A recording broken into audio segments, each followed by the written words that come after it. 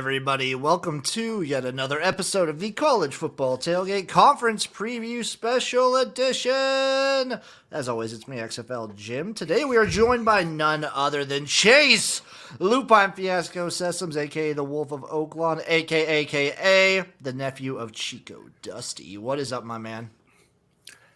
Nothing much. I'll tell you what, that StreamYard countdown, like the kick drum there, like that thing gets me going. It's like listening to like Radar Love or something, you know, on the stereo. It gets your juices ready to like just talk and bullshit, which is what we're going to be doing today. We're going to do a lot of bullshit because, as you may have noticed, we are missing one key member of the College Football Tailgate.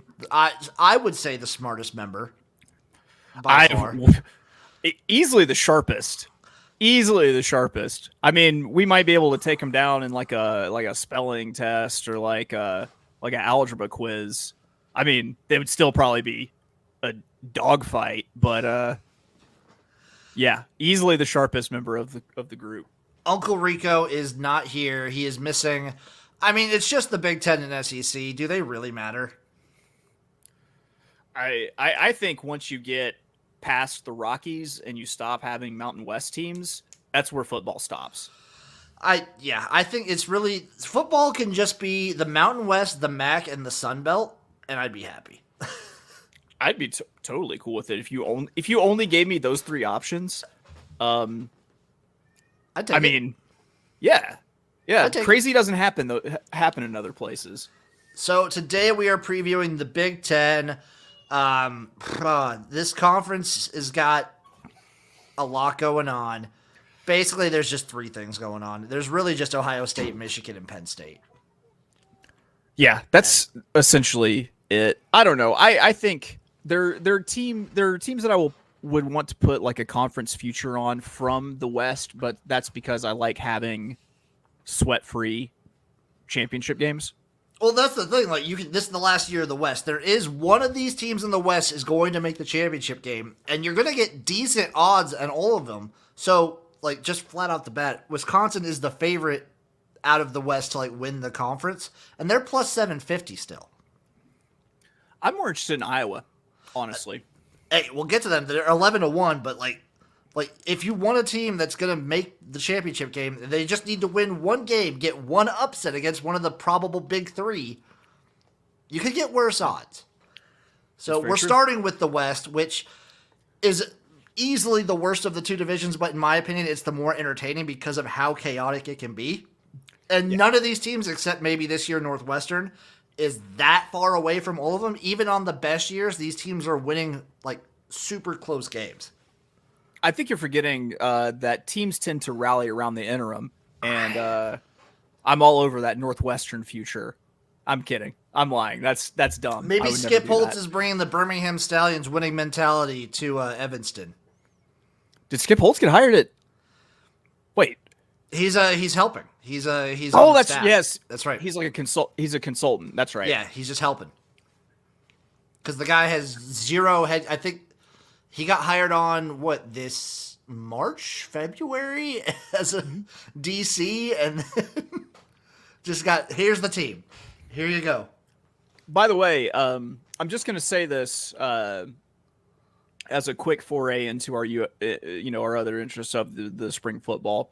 But did you see that Brandon Aubrey was the only kicker on the Cowboys roster? Yes, I did. That's awesome. So long, Brett Maher. Love it. Love to see it. Okay, Chase, you ready to start this bad boy up? We're going to go alphabetical order. We're starting with the West, which means we are starting with the Fighting Birds of Illinois, the Fighting Illini. The win total is set at a 6.5 point juiciness. It's minus 115 both ways. This is the Big Ten West. Conference odds, 33-1 plus 3,300s. And I, especially for these last two, I did a little extra homework. I got division odds. Illinois is plus 600 to win the Big Ten West. There's like three things with Illinois that I think. A, can Altmaier replace Tommy DeVito and be as good of a quarterback? Yeah. B, what's the running back situation going to be like this year at Illinois? And D, I skipped over C, but D, can the defense repeat or possibly improve after losing the defensive coordinator? My question is, bigger question for them is legally, how many offensive linemen can they put on the field / the line at one? All of them. All of them. I feel like with the way Wisconsin is going to be trending, I think Burt is going to try and make Illinois the old school Wisconsin. Yeah, where they have 8 offensive linemen. They got tight ends with their hands in the ground, and they just run the football. Hey, man, here's the deal. It works sometimes. Also, here's the other deal. I want no part of a Burt team that has expectations. 6.5 points. They are, if you go by just looking at the odds, they're tied for 3rd. Right. So it's did they win? No, Purdue won it. I mean, every team felt like they were in the talks for the Big Ten West last year. I suspect Illinois will be in the talks again. I'm going to spoil alert. I'm actually taking them to win the division at plus 600. Don't hate it. Don't hate it at all. I'll be honest. I hate it. I've lived through Burt teams that have expectations that surprise, and then you're like, yeah, fuck yeah, Burt's got him rolling. No, he doesn't. He doesn't. That's the thing. Also, all right, but to be fair, at the time, Burt was also going through a lot of changes in his life. He had his first kid. That's hard to do. It's hard to, especially when you're a coach, like, and have to work a ton. Like, it's hard to get your mind right after you have your first kid. I also just feel like a man like Burt doesn't belong in the South. If you want to try to Google this, to me, he looks like old Butthead from Beavis and Butthead. Oh, yeah. And to his credit, his wife is a smoke show. Oh, absolute smoke show. Yes. But I'll let you rip through it. Let's get into the schedule, baby. Illinois starts off. They get Toledo. I have seen this story far too many times. Burt losing to a group of 5 team in the opener in a year where they have expectations. Give me fucking Toledo. I'm also going to go with Toledo, but here's it. So their first 3 is Toledo, at Kansas, and then Penn State at home. I'm going to say they go 1-2. I'm going to say 1 and 2. I'm going to give I don't know which one they get. Yeah, I don't know which one they get, but they're going to get one of these teams. I think they, even though it's at Kansas, I think they get Kansas because I think their size sometimes just rules college football, and they're way bigger than this Kansas team. He might just be able to Burt ball it. Yeah, they're also way slower. Yeah. Yeah. They're gonna get one. Honestly, I'm gonna go 0-3 there. I'm gonna go 1-2. I think it. My heart is telling me it might be Penn State in like a James Franklin special disappointment game.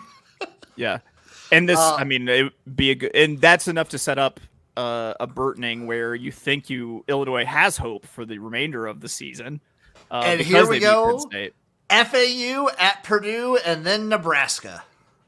I'm gonna go 2-1 there, actually. So I've got them 2-4 now. 2-4. I'm gonna go 2-1 here as well. I got them at. We'll figure that out at the end. Whatever. Then it's at Maryland and Wisconsin at home for homecoming. Dumb. Just gonna have a terrible dance that weekend. I'll give them the win at Maryland because it is the month of October, though I want to give them the win for Wisconsin to set up the Burtoning, but I don't think that they will. So I have the opposite take there. I have them losing to Maryland and beating Wisconsin because I feel like Wisconsin, people are like, they have a lot of talent. They're going to be good. They have an improvement at quarterback.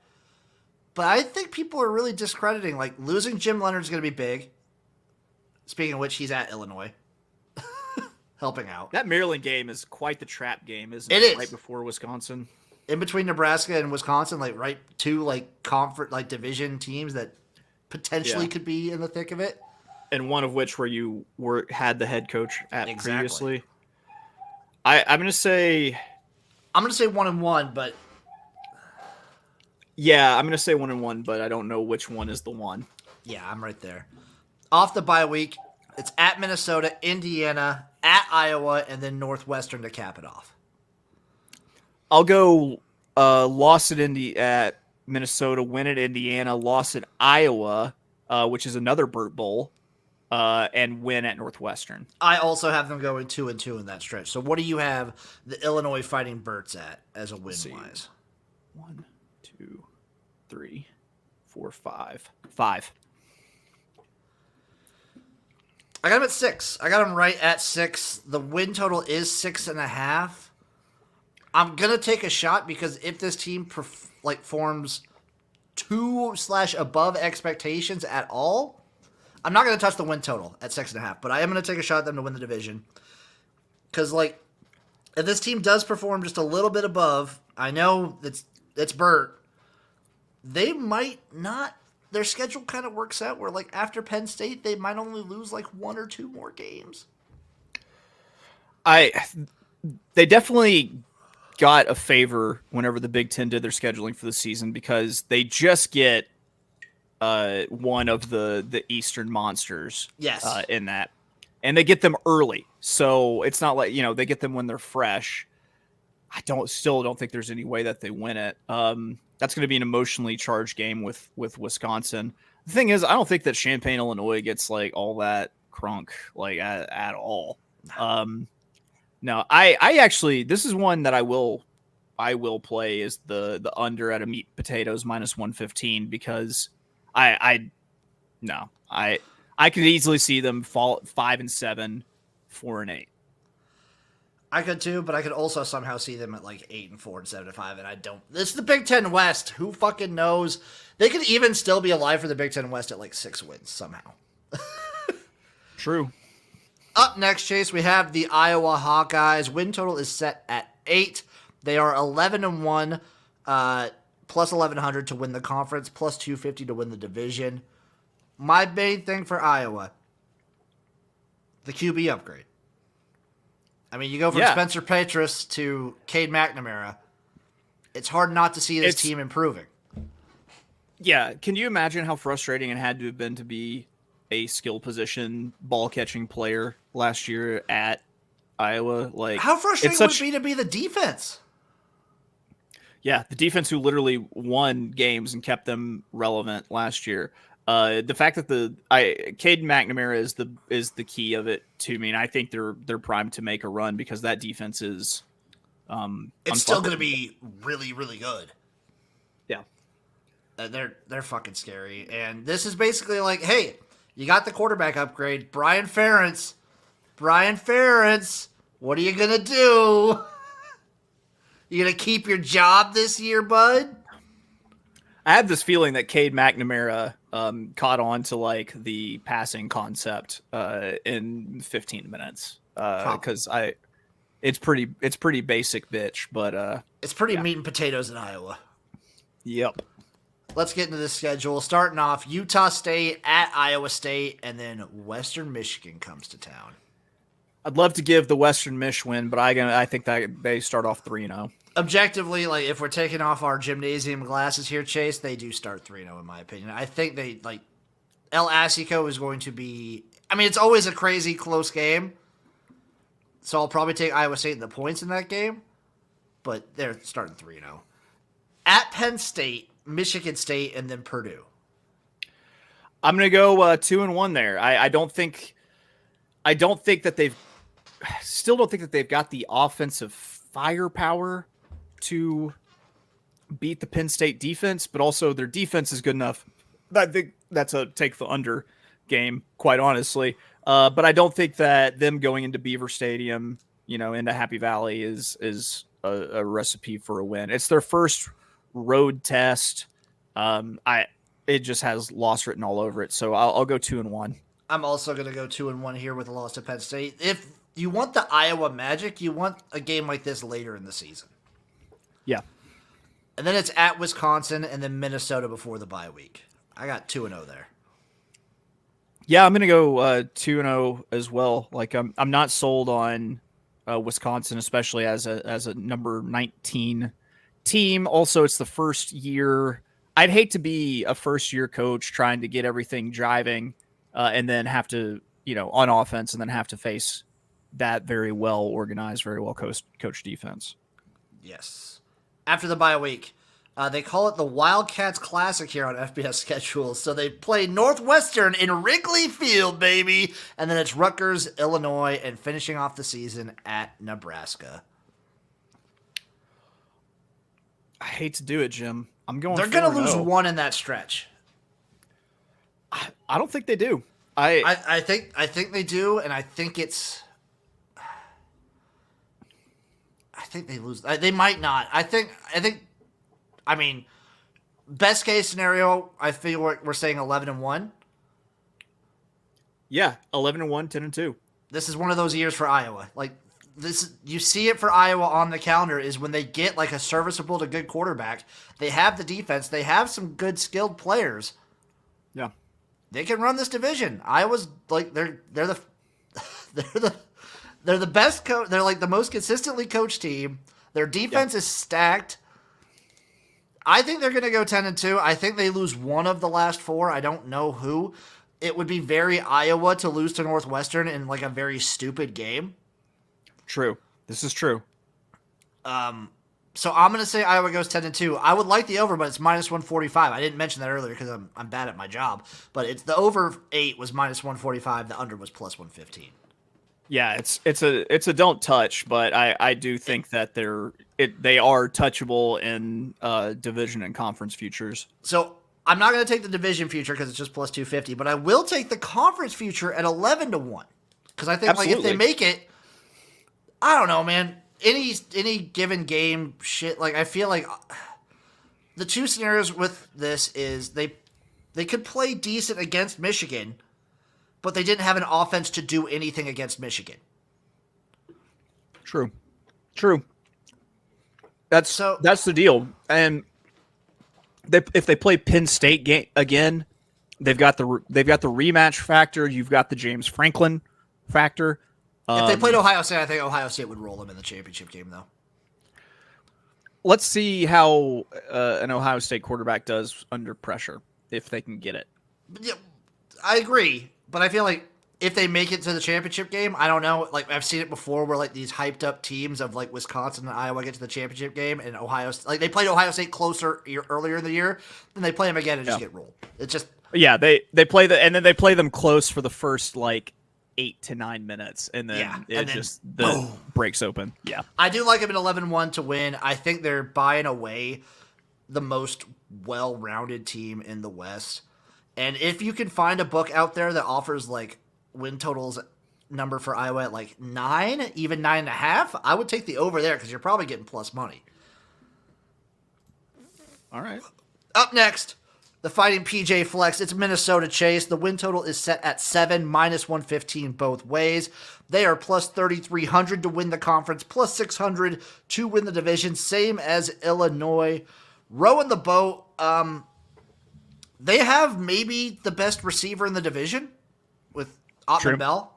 He's so goddamn good, and I always trust PJ Fleck to be able to coach receivers. What's my biggest thing with Minnesota is what's the offensive line going to look like this year? You're losing a lot. You lose Tanner Morgan. You lose Muhammad Ibrahim. You lose like some just seniority on this team. Yeah, and you're going to go against some talented defensive fronts. For me, the question is part of that, which is what's going to happen to the run game. Yep. That's the big question. Without a functional run game, if their quarterback is dropping back and throwing it 30, 40 times a game, they're going to have a bad season. Yeah, you can kind of just see how Minnesota's season is going to go by how many pass attempts their old boy's going to have there. Yeah. We're going to know a lot right off the bat. Nebraska, Eastern Michigan, at North Carolina. I'm gonna go 2-1, but I think the 2 might be Eastern Michigan in an upset at North Carolina. I'm gonna go 2-1 as well, and I wouldn't be surprised if they beat Nebraska. Honestly, Nebraska to me, and we'll get to them next. They are probably the most unknown, in my opinion, in the entire division, just based on the entire turnover of not just the staff, but also a lot of the players. The Matt Rule of it? The Matt Rule of it is going to be crazy. But Minnesota, I think they're going to be consistent. I'm excited to see how they look against North Carolina. I'm excited to see how they play against a team that's getting the kind of hype that North Carolina is getting. Yeah. Also, I could very easily see them losing to like Eastern Michigan out of the blue because Minnesota, if you remember, they lost to Bowling Green not too long ago. It's true. That is true. So who knows? Yeah. I got them 2-1 out the stretch at Northwestern, Louisiana, and then they get Michigan at home. I'm gonna go 2-1 there also. So I got them sitting at 4-2. I got them 2-1 there as well. We're both sitting at 4-2 here. Off the bye week, it's at Iowa, and then Michigan State and Illinois. I got them 1-2 there. Yeah, 1-2 with the win at Michigan State. Mm-hmm. Finish off the season at Purdue, at Ohio State, and Wisconsin. I only got to beat in Purdue there. Same. Sucks for Minnesota that you draw both Ohio State and Michigan. Right. That's brutal. But I got them sitting right at 6 wins. That's another meat. I mean, the total's at 7. That's another meat and potatoes minus 115 that I wouldn't mind having in my pocket. I got them at 6 as well. I feel like you might see a lot of 6-6 teams in the Big Ten West this year. It would not surprise me in the slightest. I might. You know what, Chase? I'm going to co-sign the under 7. I'll co-sign. I mean, PJ Fleck has like done some decent work in his time. Yeah. If I no had hook. so, that's the big thing. Is no hook. It's nice. It's real nice. So at the 2 teams sitting at 6-1 to win the West, do you like Minnesota or Illinois more? Say that one more time. I'm sorry. There's 2 teams sitting at plus 600 to win the Big Ten West. Minnesota and Illinois. Which one of those 2 do you like more? Minnesota, hands down. Okay. Minnesota, even probably with more question marks, and that's just literally how little I think of a Burt team with expectations. That's your heart talk. That's history. That's history talking. Yeah. Okay. Up next, my Nebraska Cornhuskers with a win total set at 6.5. It is plus 120 on the over, minus 150 on the under. They are plus 5,000 to win the conference, plus 1,400 to win the division. Chase, all I wrote down in my notes for Nebraska was question mark, question mark, question mark. I don't fucking know, okay? There's a lot of turnover. New quarterback, but he looks good. He's a dual threat. He looked good at Georgia Tech. The tight end we got out of Georgia, if he plays to his potential, he's one of the best tight ends in the country, but who knows about that? He's been at 4 different colleges. Mm-hmm. Mm-hmm. Defense, I think, is going to take a step back, but I just don't know. I don't know about this team. The only thing I do know is I expect our special teams to be better because our special teams have been like the worst special teams I've seen in the entirety of college football for the last like 3 or 4 years. Anytime shoe met ball, it was a goddamn adventure. Here's the deal. I'm drinking the Kool-Aid, and the reason for it is I've seen what Matt Rule can do on a short turnaround with a team.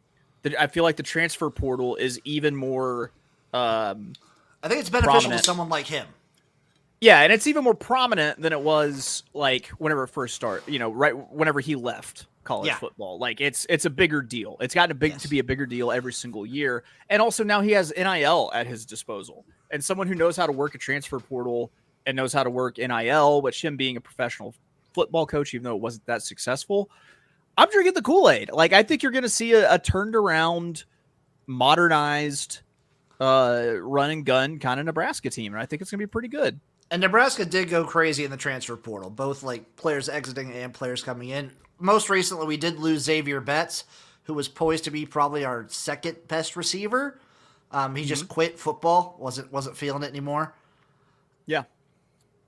I don't know. There's just I feel like every game, aside from like 2, maybe 3, are 50-50 games.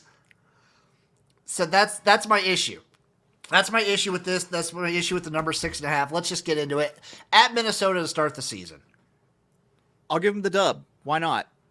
I got them losing. A close one. I don't know. I'm trying to not drink the Kool-Aid right now. I know by the time this game is going, these games are happening, Chase, in 2 weeks. And I guarantee you, when that happens, like this time, 2 weeks from now, I'm going to be drinking the Kool-Aid. I'm going to say Nebraska's going to go 12-0. But I'm trying to hold it back right now. Jim, I'm looking at their schedule, and I can honestly see, I feel like I could say 7-0, 6-1 to start. So it's at Minnesota, at Colorado, Northern Illinois, Louisiana Tech. So I have them losing one out of all this stretch. I'm going to go 4-0. So they're 4-0 going hosting Michigan. September 30th. They host the Wolverines. I got them losing that one. You know what? No Jim Harbaugh. So do we know how many games he's out? Not yet. He was going to come back for this game. Like, this was the game he was getting back. Still, if he's back, this is a prime Jim Harbaugh only does the most embarrassing thing spot. I'll go 5-0 to start. I'm going to go 3-2, and then it's at Illinois after Michigan. I think that this could be a letdown spot for Burtoning. I was going to say, if they beat Michigan, no shot. Yeah. Are they beating Illinois? 5-1. I also have them losing this game, though. So I only have them beating 3 before the bye week. Off the bye week, they get Northwestern at home. That's a win. I think the next 3 are wins. Northwestern, Purdue, at Michigan State. I also have all 3 of those as wins. Yep. They're going to be fucking butthole. I already know that I'm going to be clenching my butthole for every one of them, but I got 3 wins. And then it's Maryland at Wisconsin and Iowa. I got them going 0-3. I have them 0-3 to finish it out too. I think you catch Maryland, especially if they're 7-1, 7-1 at that point, and they go into Maryland. Like then they're that's a trap game leading into a game at Wisconsin. Well, Maryland is coming to Lincoln. Sure, yeah. Okay, I see what you're saying. Though. Yeah, sorry. Yeah. Then you get Iowa with probably the revenge spot. Yeah, I think. Yeah, I say 0-3. Yeah, so I got Nebraska sitting at a cool 6-6. Jim, I might have them at 9-3. Oh, dude, I would kill for 9-3. And I'm gonna play the over 6.5. That's one I plus just play. 120 plus money. Plus 120. I'm gonna play it. This is my heart saying I'm gonna play it. I'm sitting at 6. I feel good about 6. I feel pretty good about making a bowl. I'm going to hit it. And who knows, I might even dabble. Like, the Big Ten West is so wild, I might dabble with the division. You never know with any of these teams. 14-1, I might dabble. I might dabble. Like, who knows about Wisconsin? Up next, Chase, Northwestern. Their win total when I got it, which was even, like, it was this week, sitting at 3 on the dot, minus 115 both ways. 100-1 for both the conference and the division, plus 10,000. I don't know, man. Are they going to rally around the interim, or are they going to be... We already thought they were going to be bad. I already thought Northwestern was going to be the worst team in the Big Ten. Yeah. And now I feel like they're going to be even worse. What is it Uncle Rico always brings up? They're one of 2 schools that don't have NIL. It's not like they were good last year. They lose the patriarch of Northwestern football, like the only person who's made Northwestern football relevant in the last 100 years. I'm not even sure we have to go into the schedule. I'm gonna say under. Let me see. Go through the schedule and find me 3 wins. Find me 3 wins. I can't. I'm actually going to be bold and say they run the table backwards, unvictorious. Maybe they beat Howard. Okay, 1-11. Maybe they beat Howard. Yeah, I don't think they win a single goddamn game. It would be very classic Iowa to lose to them that part of the season. I'm still stand by that. But I don't see another win here. No. So I'm going to bet the under 3 at minus 115. I'm just going to take it. There you go, Northwestern. Yeah. That's all you get. We really don't need to say much about them. Purdue. So shout out. I was pulling the Uncle Rico a little bit last night. I was reading Phil Steele. Guess what? Didn't have anything on Purdue. The Purdue section, he just put Wisconsin on accident. Just an editing error. Just an editing error for the Purdue section. So their win total is set at 5.5, plus 135 on the over, minus 165 on the under. They're 100-1, plus 10,000 to win the conference, plus 1,800 to win the division. This team overhaul of, I don't know, man. They lose the Jeff Brom magic. They lose. Who's their head coach now? I don't even remember. It was Illinois' defensive coordinator. Oh, that vaunted coaching prospect. I mean, he's a good DC. I think he's like he's solid. I don't know. I think it's hard times in West Lafayette this year. I don't have a lot of faith. I don't see a bowl game in their their future because they absolutely got zero favors done for them when they made the schedule. You get Ohio State bye game. That's nice, at least. Then you get a nice little Nebraska trap game before you go to Michigan. Back-to-back away games there, too. Not only that, Chase, but let's just get into it because they're out of conference start the season. Fresno State at Virginia Tech and Syracuse. 2 Power 5s and then one of the best G5s in the country. I think they might get Virginia Tech or Syracuse. One of them. I think it's more than likely Virginia Tech.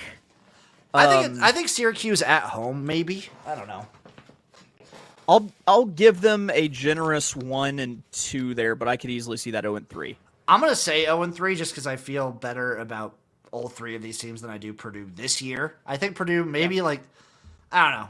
The future's weird because of the whole shifting of the conference. Who knows what's going to happen to a bunch of these teams when it comes to win-wise. I got them starting 0-3, and then it's Wisconsin, Illinois for homecoming, and at Iowa. And Ohio State at home before the bye. I'm not sure if I've got 1 win heading into the bye. I got 0. If Purdue keeps their magic, if they keep their dealio, and Ohio State somehow is ranked 2, that Saturday, October 14th, then I will be betting Purdue. By the way, I just want to say their stadium name, Ross-Aid. That sounds like a Gatorade bottle that has the label ripped off with a weird brownish green liquid in it. Hey, you want some Ross-Aid? Dude, I was doing my research for this a little bit. I had forgotten that Purdue has the most wins all time versus the number 2 spot in the AP poll. Against the 2-hole? They're all up in the 2 spot? Against the ranked 2 teams, Purdue has the most wins of any program. That's sure. If Michigan stays number 2, which I don't think they will, that would sure be embarrassing. But if they're still number 2, then I might, So there's the bye week, and then it's at Nebraska, at Michigan. I have 1 and 1, 2, 3, 4, 5, 6, 7. I got a 1 and 8 right now. So I'm going to give a 50-50 at the Nebraska game, but I favor Nebraska. So I still have them at 0 wins. Minnesota at Northwestern, Indiana. 2 wins to end the season, baby. 2 wins. 2-1. On a good note to give you a little bit of hope for next year. Yeah, I've got them at 3 and 9. Let's see. I can't believe that they set this total so high. 5.5. But there's a reason that it's juiced all the way to minus 165 because that is a ludicrous number. Ludicrous. We're bring that back. Fucking crazy. Up next, Chase, the last team of the Big Ten West. It is your Wisconsin Badgers. Win total is set at 8.5, minus 160 on the over, plus 130 on the under, plus 750 to win the conference, plus. It's weird though. Where he was at Cincinnati in Ohio, you have a lot of very localized talent. There's a lot of good players, football players in Ohio and in the Cincinnati area specifically. It's so much harder to recruit to Wisconsin. That's why it's always been such a big deal for them to bring people in and develop them. That's, turn walk-ons into J.J. Watts. So I still think their defense will be great. I think losing Jim Leonard is big, but I think still a lot of the guys that you have this year, you won't see as big of a drop-off. So I still think the Wisconsin defense will be fantastic. It's always consistently really good. I think their run game will be good. Braylon Allen's still there. I like that. For me, the biggest factor and the biggest like question mark is how Tanner Mordecai does. He's like I don't know, maybe potentially the best quarterback Wisconsin's had since Russell Wilson. He was good. He was good at SMU. Yeah, he was great at SMU. Yeah. My worry is that they try to get before that Luke Fickell can really rebuild this team. Is that they get too anxious to force the passing game to show, like, just so people in Wisconsin knows what it looks like when a football is thrown on a Saturday. Well, I mean, that is the Phil Longo way. He likes to pass to set up the run. People might get really upset with this because people are used to a thing in Wisconsin. And I know this is a Nebraska fan because a lot of Nebraska fans are the same way. They don't like change. And I'm going to invest in a bunch of red ass hats with "Run the damn ball" in white lettering, and we're going to make $1 million. Gajillion dollars, Chase, because these people will be screaming it from the rooftops. So let's get into it. Buffalo at Washington State, and then Georgia Southern at Purdue, then the bye week. You think one of them could get them, but honestly, I still think that they overmatch all four of these teams, and I've got them starting 4-0 just because they just have the horses in the stable, you know? I agree, and there's no really like look ahead spots before the bye week. It is that you would worry about like a Georgia Southern. Yep. That would sneak up and get you. So I also have them going 4-0, and then it's Rutgers off the bye, Iowa at Illinois. I've got them dropping the Rutgers game. They turn that loss into 2 losses at Iowa, and I think they pick off Illinois in the Burt Bowl because of how that game fits into Illinois' schedule. I got them going 2-1 here in this stretch. I think they lose to Iowa. 1-2. Then it's Ohio State at Indiana, Northwestern, Nebraska, and at Minnesota. I really only have them losing to Ohio State after that. I've got them losing to Ohio State. I'll give Nebraska the win, and so I'll give them the win at Nebraska. No, I'll give them the win at Nebraska, loss at Ohio State, win in all the other ones. Though I am tempted to flip that to Minnesota. I'm going to flip to Minnesota in the finale. That's what I'm going to do. I got them at 10-2. 1, 2, 3. Sitting at 9-3, 8-4. 8-4. I got them at 10-2. I think that Iowa game is basically playing for the division. It could be. I don't know. I think that Iowa might have they might lock up the division a couple weeks before the end of the season. Well, no, I think them, like, whoever wins that game, I think, is on the fast track to win the division. Yeah, I forgot that it's right there in the middle of the season. Yeah. That now I sounded kind of dumb. Chase, that's what this is why we need Eric here. Yeah, he keeps us in track. He keeps us saying, I'm not touching anything with Wisconsin, though. Because I like them. I like Iowa a little bit more, and it's the difference and plus 1,100. Right. And for the win total at 8.5, I've got them sitting right at 8 plus 130 isn't enough for me to say that it's worth the shot. No, you'd want to see like plus 150 or something at least. Yes, 100%. Okay, moving on to the East, Chase. The Indiana Hoosiers. They are sitting at a 3.5 point win total. Oh, my phone, you fucking bitch! Where was I? I got derailed there. Indiana 3.5, minus 170 on the over, plus 140 on the under. Chase, interesting fun fact. Plus 10,000, 100 to 1 to win the conference. Plus 30,000, plus 300 to 1 to win the division. Longer odds to win the division than the conference. That's still weird to me that they do that, but listen, they lost their Penix 2 years ago, and they've never been the same. They're a different version of the Headless Horseman, right? Because they lost their Penix. Yes. Can I apologize to the Indiana fans out there? I did no research on Indiana. I'm sorry. Why would you waste your time? That's fair. That's fair. Yeah. The good news for them is that they've got some fortunate non-con games. They got a few decent ones. Let's just get into it. So they start the season with Ohio State at home. Great start there. By 4 million. I think the last time I gave you a score, it was by 3 million. I'm continuing on that trend. 4 million. It's going to be on CBS and Paramount Plus for those of you who care. Eat my ass. Eat shit and services. Die. Eat shit and die.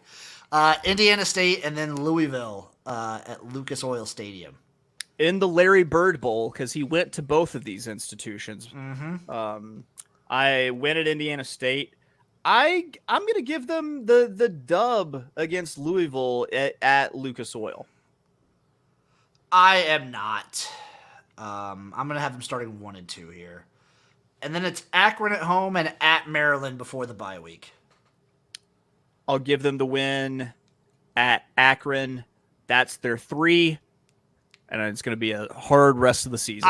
I got them at 2. It's going to be even harder for me. At Michigan, Rutgers, at Penn State. Boo, yippee, you get to play Rutgers. Yeah, it's sandwiched between the 2 fucking other toughest teams on your schedule. Yeah, that makes that game so very losable. Because, 1, you're going to be very beat up after Michigan. I mean, you got a Rutgers team that, I mean, it's not like they're not feisty at times, you know? And I think they'll smell blood in the water. Because 1, they're going to be beat up. 2, they're not going to be focused because they have Penn State, Wisconsin, Illinois, all back to back to back. Spoiler, I have them winning maybe one more game after the bye week. What's the one? Michigan State, maybe. If Michigan State is if they're torpedoing and just giving up on the season, I can see them falling to Indiana. No, True. Sorry, 2. I got them 2. They could beat Purdue. Yeah. I'll give them 2. I don't think they could. I think they could. I'm going to give them 2 out of Rutgers, Illinois, Michigan State, and Purdue. Being nice. I didn't do any research. This is me giving back to the Indiana fans out there, Chase. I have them winning. So 2 and 2. I got them at 4. A very nice 4. I'm not touching that, and by not touching that, I'm still betting the under. Yeah, I'm taking the under plus 140. It seems I got them at 3 wins. The 4th win seems very dicey.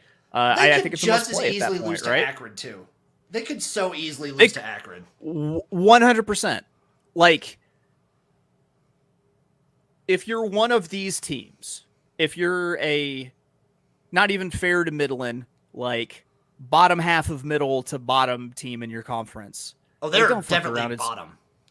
Don't fuck around and schedule MAC teams, Sun Belt teams, or Mountain West teams because you will get embarrassed on your schedule CUSA teams home turf. There you go, because some of those are really bad. Also, Big Ten teams stop scheduling MAC teams because it's dangerous out there. It's dangerous. It's a cold world. So we're both on the under for Indiana. Up next, Maryland. I'm actually excited for Maryland this year. Win total, apparently so are the fucking odds makers. Win total set at 7.5 Chase, minus 115 both ways, plus 4,000 to win the conference, plus 7,500 to win the division. Make it make sense. I don't know. It's if you put them in the Big Ten West, I think that they would be top contenders. Oh, easily. It's just tough when you have to play Ohio State and Michigan plus Penn State. The good news, though, is that other than the Nebraska game later in the schedule, they don't have any of these. They're not just loaded with sandwich spots where they have Ohio State, then a look ahead game, and then Michigan, and then a look ahead game, and then Penn State and a look ahead game. So it helps. As far as a Big Ten East schedule goes, you really can't ask for much more than what Maryland's getting here. Yeah. I also think, obviously, I think Talia is going to be one of the top quarterbacks in the conference if he plays to his level. I agree. I don't think there are any real superstar quarterbacks right now in the Big Ten per se. Who fucking knows what Ohio State will? Ohio State can like trot a no name out there and he'll be a Heisman contender. It's so stupid. Well, yeah, it's so yeah, but dumb. that's the thing about it is the reason I say that is that we don't know who the Ohio State quarterback will be. Like, there's no star power there yet. It's just they're gonna have to win games in October, but I mean, it's gonna be. They could. They start with Ohio State in October, but I mean, it's not going to be a great start. But here we go. The September Maryland train will be full bore. Towson, Charlotte, Virginia, at Michigan State, and Indiana for the month of September. Okay, win at Towson. They lose to the disrespected Biff Poggi. Gotcha. They win at Virginia. They win at Michigan State. They win at Indiana. I got them 4-1 heading into the Ohio State game. I got them 5-0. They're going to be 5-0 going to Ohio State. I got them losing bad to Ohio State. Keep disrespecting Biff Poggi, Jim. I will. Which Biff Poggi sounds like a crazy Polish pierogi dish. Or something. I was going to say it sounded like a submarine sandwich. Like something you the Biff. Yeah. Let me get the Biff Poggi with the red oil and vinegar. Yeah, and I'd get that every day of my life. So I got them 4-1. They obviously lose the Ohio State game, and then Illinois before the bye week. I got them. I don't know, man. I'm gonna give them the win, but I'll be 5-2 heading into the bye game. The loss to Ohio State and the disrespected. I'm gonna go 6-1. I'm gonna go 6-1 here. Although that Illinois game does scare me. At Northwestern, Penn State, at Nebraska, Michigan. So it's nice that you get your tough ones at home.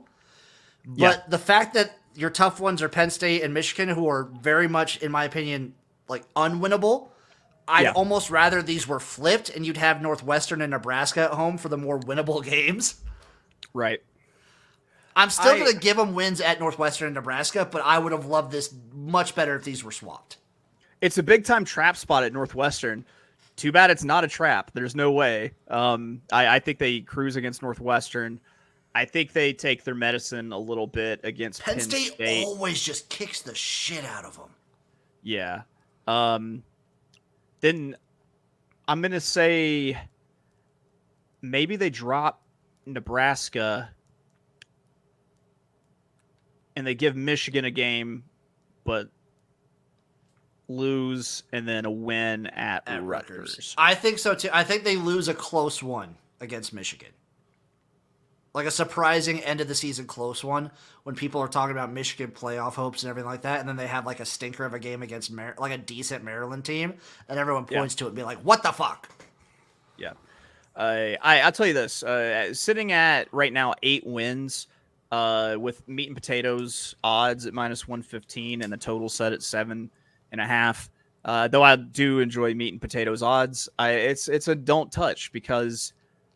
We still have the history and track record of what this team does in October. It's worrisome. And you still, I mean, you're going to play a couple teams that after you play them, it's the Alabama factor kind of it. Like you still feel it for a couple weeks afterwards. Dude, especially with how good these defensive fronts are supposed to be for all three of Ohio State, Penn State, and Michigan. They're all going to go crazy. But they could easily break the October curse this year. Their schedule isn't terrible for who all they have to face being in their side of the conference. So it's a coin flip. Like it's not that we don't know anything. It's just that we don't know if they can beat the October thing. I'm going to do the Uncle Rico thing and see if I can find odds to see if Talia would make it to New York.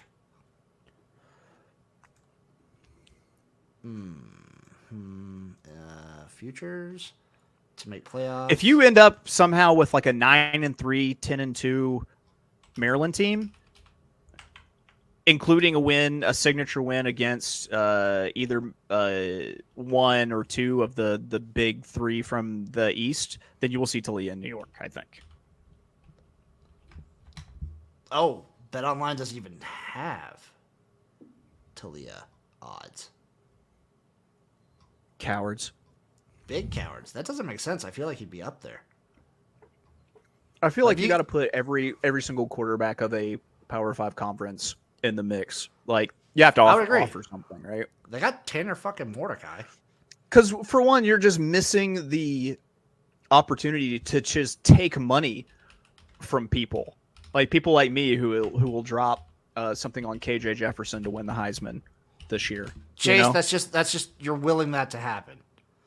120 to 1 for Talia for the Heisman. So his odds to probably make it to New York must be crazy too. I'll throw something on there. I would throw something on him to New York. Yeah, making it to New York. I'll do that. So I'll pencil that in somewhere where I can find it. Up next, this is Chase's favorite team. Yeah. I don't know why I have Maryland on here twice. I can't believe I forgot that. Chase, I respect them so much I didn't even make a schedule for them. It's the Michigan Wolverines, everybody. Win total set at 7.5, minus 135 on the over, plus 105 on the under, plus 175 to win the conference, plus 120 to win the division. Chase, this is your defending champion, two-time defending Big Ten champion, the Michigan Wolverines. This is a definite play, the under 10.5. There's no way that they go through the season only losing one game. No fucking way. You're going to have an emotionally charged Michigan State game. You don't know what is going on with their coach. The fact that I think they're chronically overrated. If you tell me that they're rated just right because they make it to the playoff, tell me what's happened in those playoffs the last couple of years. Yeah, I mean, even Ohio State looked way better against Georgia. Yeah, last year. I don't. I think it's ludicrous. I rated number 2, and we talked about it, where I don't think they could beat 1, 2, or 1, 3, 4, 5, and 6 head to head. I don't know, dude. I think this team's really good. I think their defensive front's good. I just don't think the issue with me with Michigan, similar to last year, they don't have a game-changing quarterback. That, like, if their game plan goes awry, which obviously, like, it did versus TCU, which it will probably this year against Penn State and Ohio State, I don't know if they have a guy at quarterback who can take over a game. They have, what's his name, like JJ something? JJ McCarthy. Yeah. I think he's fine. I think J.J. McCarthy is good to decent. And I think their running backs are great. I think their offensive line is fantastic. I think their defensive front is good to great. I just don't, like... I think the same thing about Penn State and Ohio State. Like, I think Ohio State's offensive and defensive lines are great. I think Ohio State has a great running back. I think the same thing with Penn State. The unknown at quarterback for both those versus the known quantity of J.J. McCarthy, I feel like Michigan is probably a 10-win team. I could see them bumbling and dropping 3. I could see them losing to Penn State and Ohio State. I could see them and then dropping another random game. I do think that they're on upset alert at Nebraska because I don't think that John Harbaugh doesn't know how to not blow his John Harbaugh wad. Like, because if they're 4-0 headed into Nebraska, right, exactly. And so if they're 4-0 headed into Nebraska, then I don't expect him to have the right level of chill, especially if he's been suspended. Like, and he's just been like, he's like a racehorse in the gate, just ready to go, just like pissing and foaming at the mouth. And I think he fucks it up. So that's the other thing with Michigan. And it's like, I can kind of understand where Michigan fans are coming from. You've been trying to get to this level for a long time, get over the Ohio State hump. And then they get to the playoffs. But they talk so much shit for a team like them. Mm-hmm. Just don't. Yeah. Just don't. And I feel like if they didn't talk all the shit, I like Jim Harbaugh and his craziness. I like his antics. I don't give a shit. But the way that this fan base sometimes and the players even talk makes me very much on the side of a fucking Georgia and it's just it makes me hate myself. Here's the thing is like I think that if John Harbaugh was at another school, I'd actually still like John Harbaugh. I liked him when he was at Stanford. I liked him just fine when he was the coach of the fucking 49ers. But it's getting into Michigan into like full blown Bo Schembechler back at my college cult mode. Like I hate it when people who went to a school only talk about that time at their school that they went to. And maybe it's just a Michigan thing, but I feel like they have a very much holier than thou attitude. And they do, and stop it. They're starting to recruit better nationally, but listen, you're not the same Michigan that had Detroit and Flint and Dearborn, hopping with like people and jobs and like. I bet talent. they can go crazy with NIL though. Yeah. And like the alumni base is crazy. So like I feel like they'll do fine. But I just like they have out of all the teams that are at this supposed like playoff level, they're the most holier than thou, and they haven't shown it when they need to. Yeah, and all they've done is they've gotten invited to the party and gotten their ass kicked. Yeah, losing to TCU and getting absolutely obliterated by Georgia. Congratulations, any team. Michigan State did that. Right.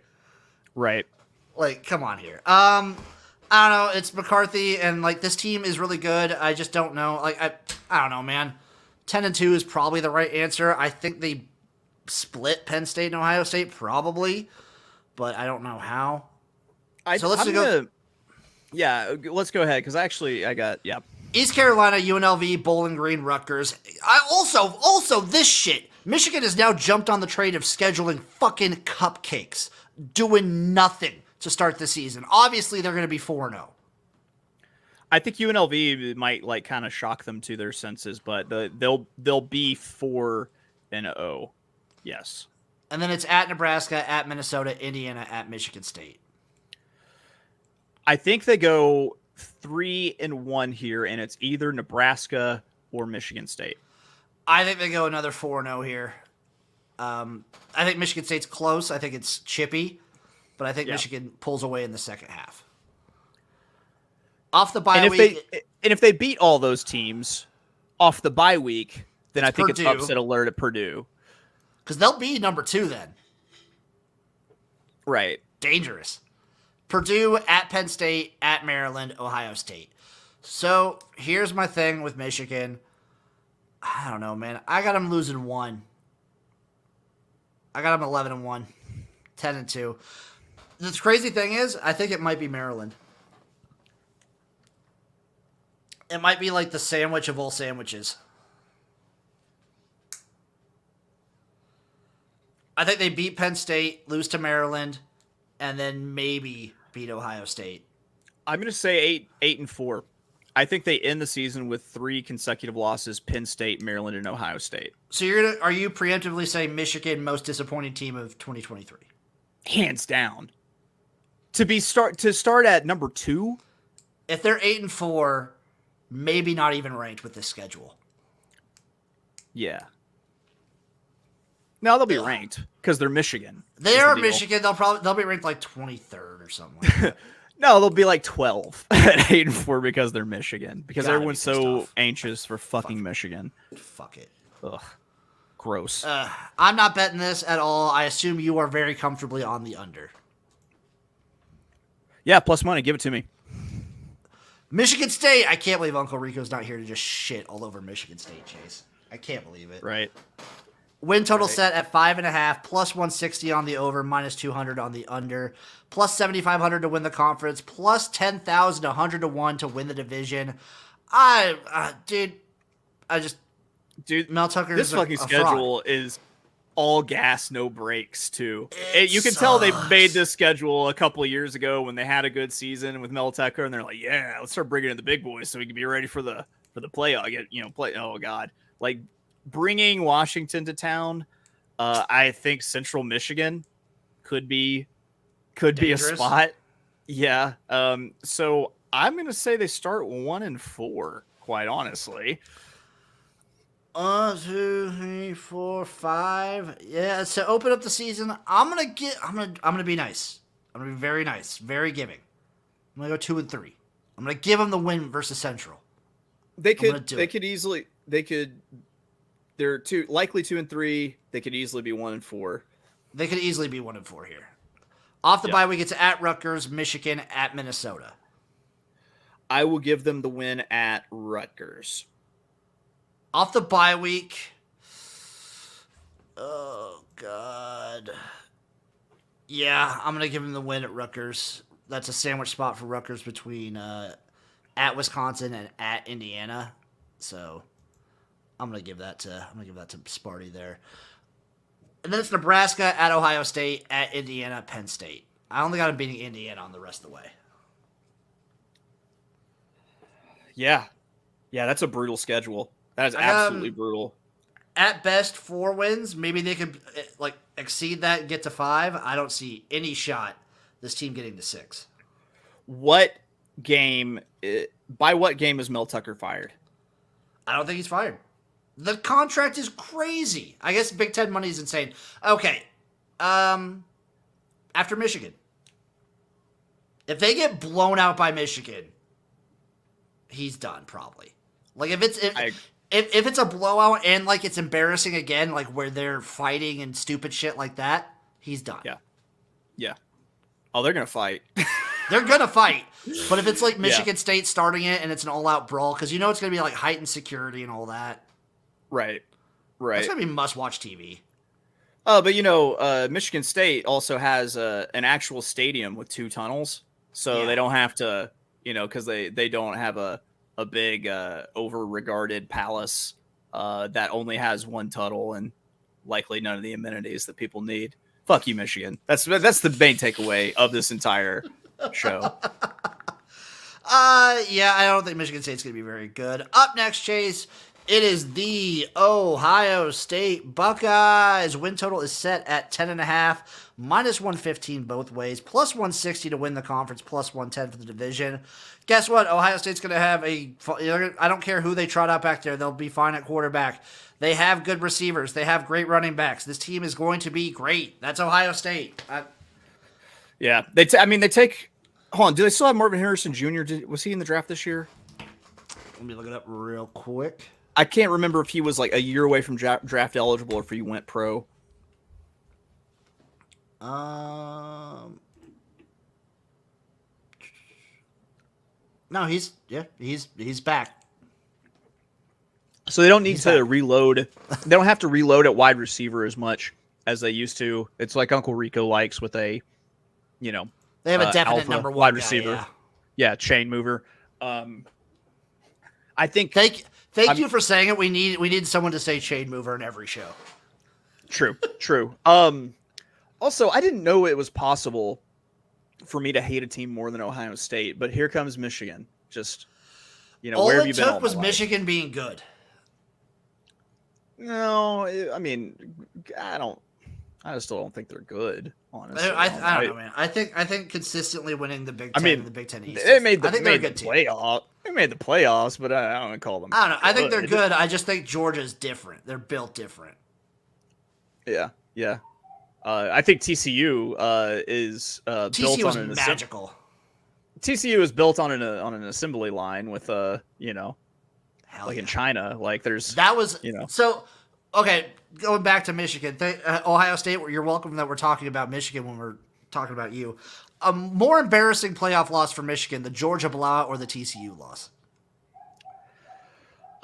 It's tough. I think it's TCU because people they were favored against TCU, and you saw what Georgia did. Yeah. Like they got that, but like you said, they're built different. They are not of this world. In terms it would have been way more embarrassing if Ohio State would have beaten Georgia. It would have been horribly embarrassing if Ohio State had beaten Georgia. Yeah. I think the TCU thing is definitely because they were getting shellacked for a lot of it. and they weren't supposed to be. I mean, TCU had team of destiny had that horseshoe up their ass, but no, man, that they were so much smaller. They were so much smaller up front. They were Michigan offensive and defensive line players were getting pushed around by TCU players. Yeah, dude. Yes, and I think like the most diehard and dirty, disgusting homers of Michigan were like, "Fuck yeah, we're gonna beat Georgia." When most of the fans were like, "Oh, we want to put up a fight." Yeah. With TCU, they're like, "Yeah, we're gonna fuck up TCU," and that didn't happen. Let's talk Ohio State. So this team, okay. So my analysis for Ohio State is the same every year. Sorry for people who want in-depth analysis this episode. Guess what? They reload. They're Ohio State. They're one of like 3 or 4 programs in the country that can reload every year. Yeah, you've got a national recruiting base. They've pulled kids out of here, out of North Little Rock, Arkansas. Like they can get whoever they want. I think a lot of it is because they cheat, but cheating is legal now. So, yes. I mean, what's to say that something stops them from being in the conversation for the playoff in perpetuity? And unlike Michigan, they at least do one fun out of conference every year. Like, remember when they got trounced by Oregon? Yeah. Oh, God. We called it, too. Yeah. No, Leo called it. Leo called it. That's true. Leo was the one who called it. Yeah. Like, they do one fun one every year. This time it's Notre Dame. So they're scheduled before the bye week at Indiana, Youngstown State, Western Kentucky, at Notre Dame. I really want Notre Dame to break through, but I don't think that this is the year. I think that they start off 4-0. I also think they start off 4-0. And then it's Maryland at Purdue, Penn State. Man, their schedule is so so put together for them. It's yeah. So I think that they are still undefeated. I'm going to say that this is the year Penn State breaks through. I'm right there with you. I think they lose to Penn State. Yeah. This is it. Like, I think that's that's it for me too. Because it's at Wisconsin, at Rutgers, Michigan State, Minnesota, and at Michigan. I think Ohio State's only loss is Saturday, October 21st, to the Penn State Nittany Lions. James Franklin gets her done. The second longest tenured coach in the Big Ten. Amazing. Amazing. I'm gonna say, I'll go.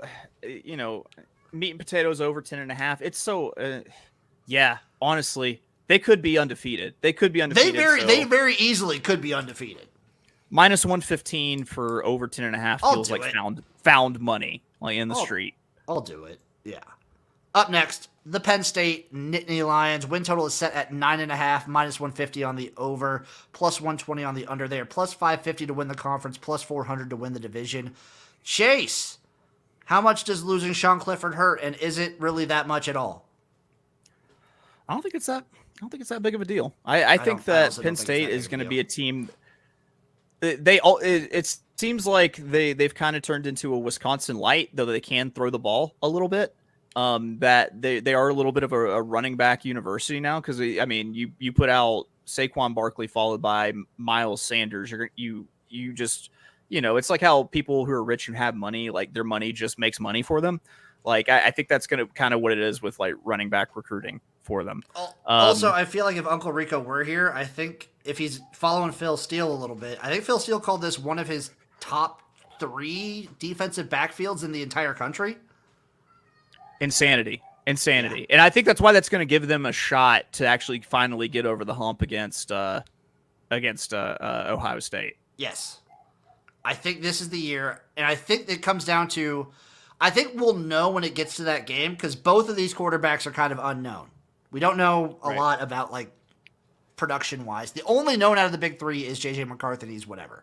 But there's a lot of unknown here, so it kind of falls on his shoulders. But the running back Penn State has, the offensive, defensive lines are nuts. I think they're going to be a great team.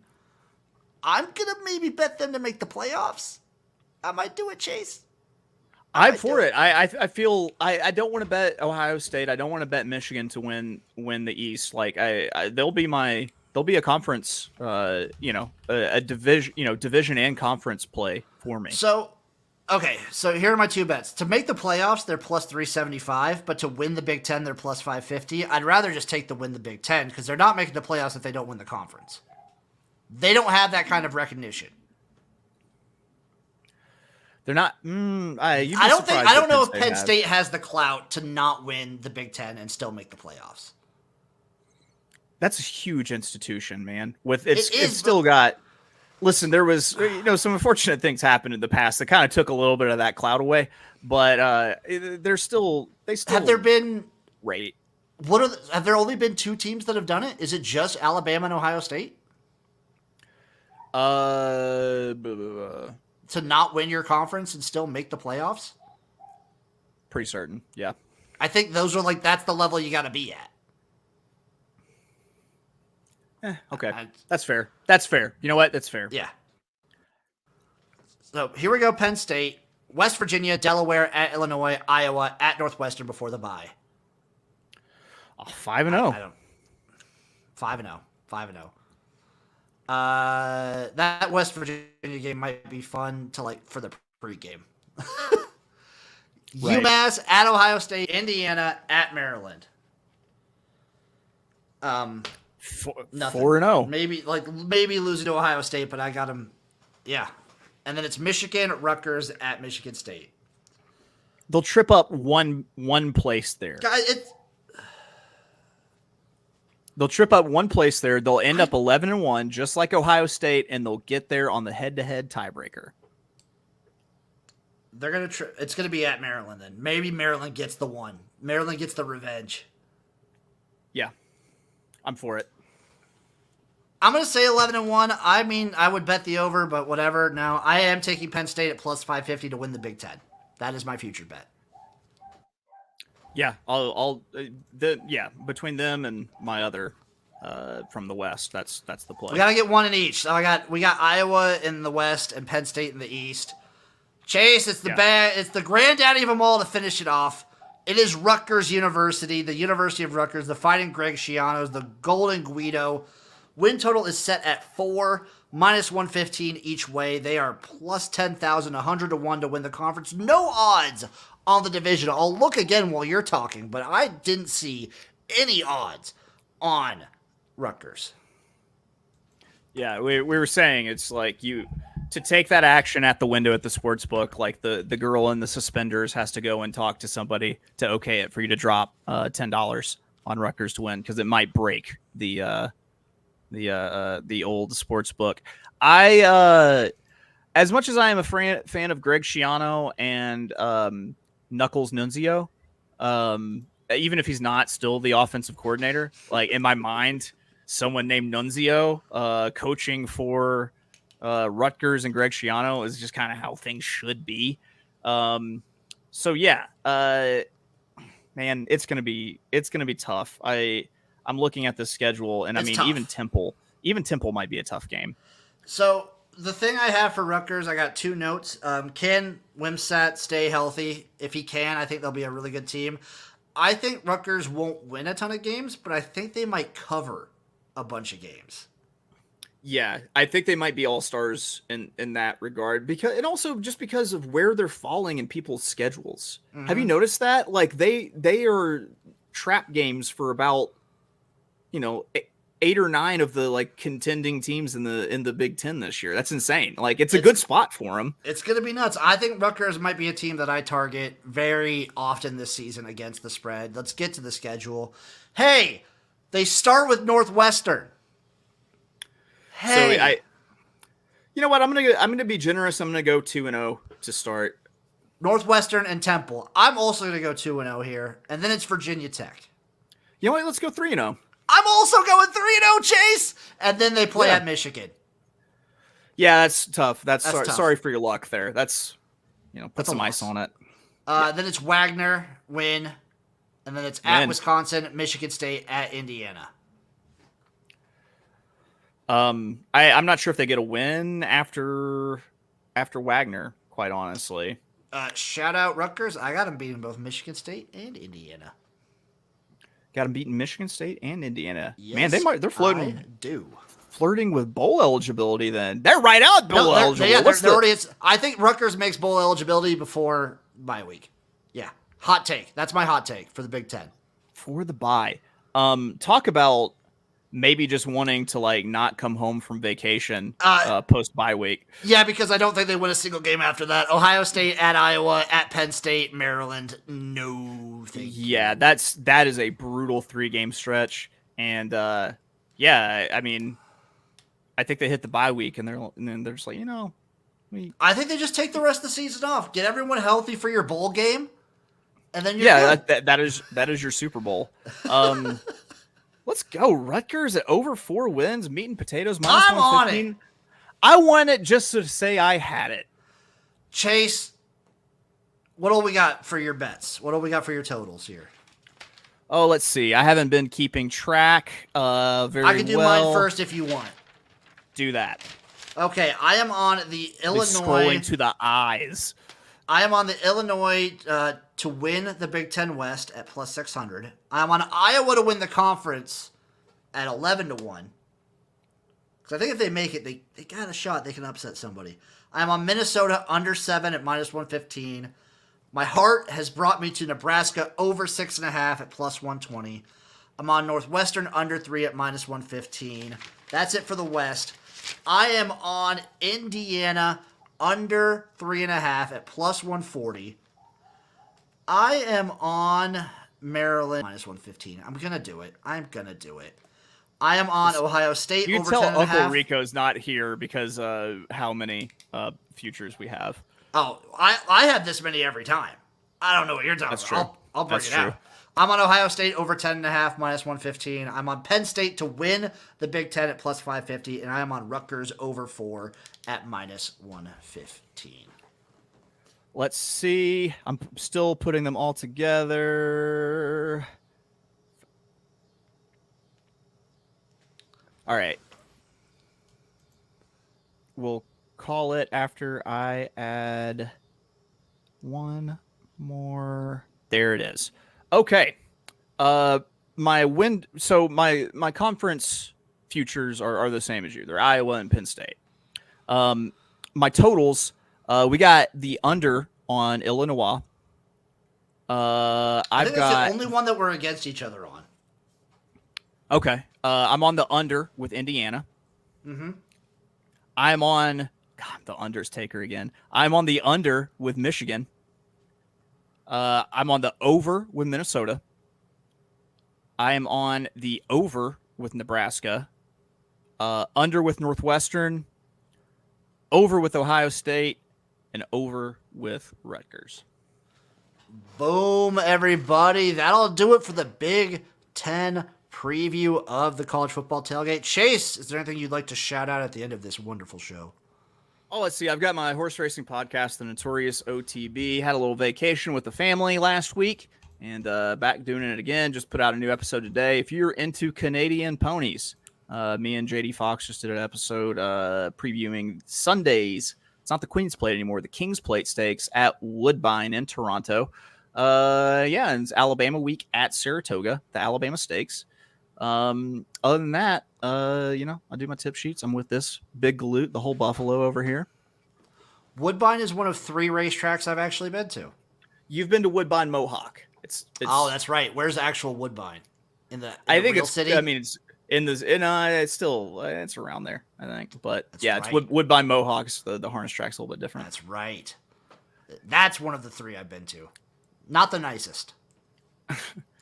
Yeah, harness tracks kind of have that reputation. It's all good. Y'all know where to find me at XFL Jim. Big stuff coming up. The day you're watching this, actually, the night that you're watching this, is the return, the comeback of Chef Jim. Cooking with Jim is back Thursday night, 9 p.m. Central. Be there. What's on the menu? It is a special salmon dish. Let me look up my bookmarks real quick because I got them here. Salmon? We're getting a little salmon up in there. Let me see. Salmon. I can't wait for you to have sloppy knife work so I can make salmon rushdie being stab jokes. I can't fucking find it. Either way, it's a salmon dish with a wine sauce. It's going to be fancy. It's going to be very fun. I might get wine drunk. Tune in Thursday night, 9 p.m. after this stream. We love you. And we'll see you guys next week for the SEC preview for the college football tailgate.